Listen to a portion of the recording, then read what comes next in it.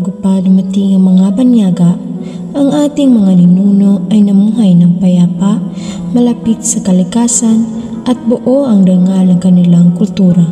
Sa isang bayan sa gitna ng kagubatan at ilog, may mga taong may kanya-kanyang gampanin, pangarap at prinsipyo. Ngunit kahit sa kapanahunan ng kapayapaan, may malalim na tanong. Ano nga ba ang tunay na kalayaan at paano natin mapapanatili ang pagkakaisa sa gitna ng pagkakaiba? Sa paglalim ng gabi, may mga pag-aalinlangan. Sa pagsikat ng araw, may mga bagong pag-asa. Ito ang kwento ng kalikayan ng nakaraan, isang alaala ng ating pinagmulan at isang paalala na sa puso ng bawat isa naroroon ang liwanag ng pagkakaunawaan.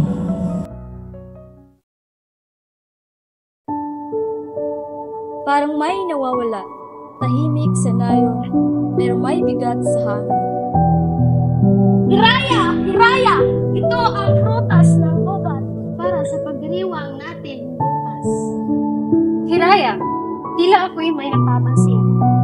Parang lalim na ilong niliso. May usap-usapan, si Makisig daw ay nais mamuno ng mag-isa.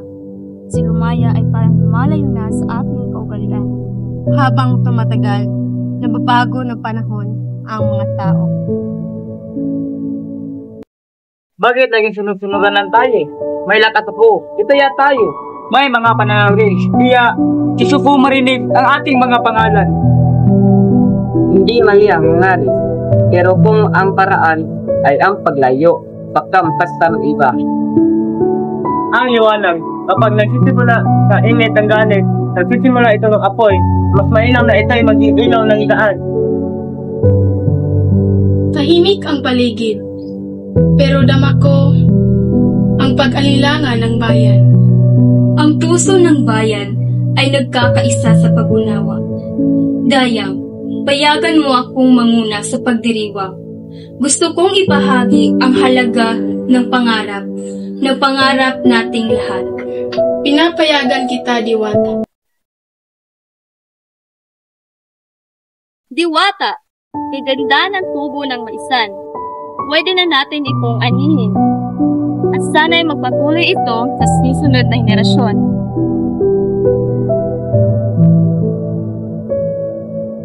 Huwag kang mag-alala, Hiraya, sapagkat ang iyong pangarap ay matutupad kung ang mga tao ay mananampalataya sa mga Diyos natin.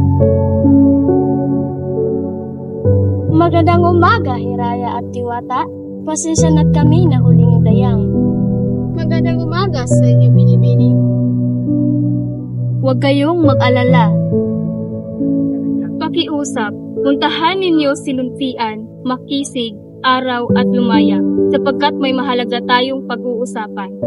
Masusunod, paalam na muna.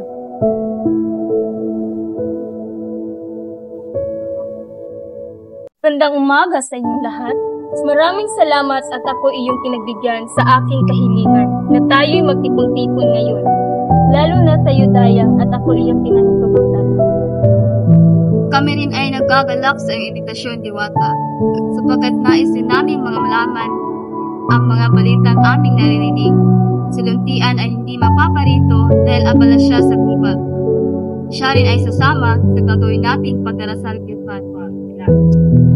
Kami muna ay kukuha ng maiinom at makakain ni Dayang.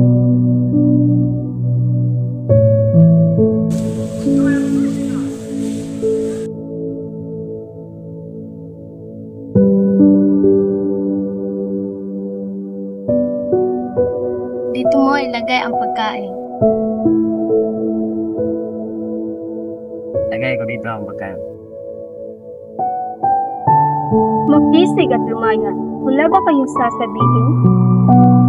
Makisig at Lumaya, batid ninyong alam ng ating Diyos ang nangyayari.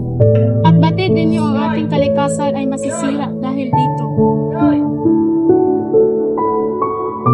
Pagpawan ninyo ako, subalit ako lang ay nadala sa aking misyon at mga sinambit, kaya kayo ay aking napag-alala. Ako rin ay inyong ipagpapatawad. Ako rin ay nadala lamang sa emosyon. At kahit kailan, hindi ako lalayo sa kaugalian. ay pinagsisihan gusto. Tayo makita sa puno ng balete. Bukas. Ito ang araw na tirik na tirik upang ipagsusumamo natin ang ating kapatawaran sa ating mga Diyos. Maraming salamat sa pagpapahayag ng inyong mga salubin, makinsik at lumaya. Sabihan ang lahat na magdala ng alay na pagkain.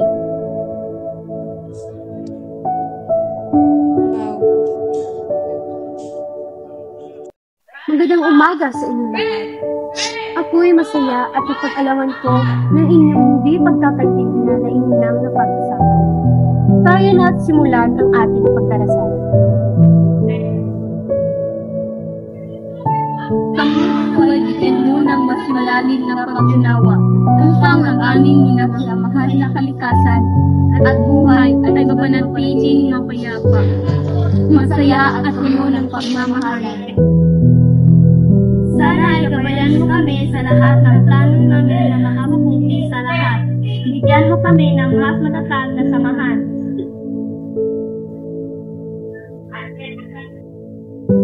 Kami sana'y inyong patawarin sa aming kasalanan, sapagkat kami lamang ay umangat, pero hindi namin akalain na ito'y makakasama sa lahat.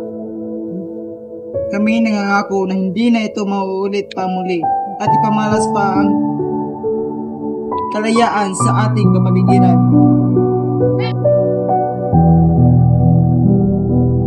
Gaya ng sinag ng araw, ang pagdapo ay magbibigay liwanag sa lahat.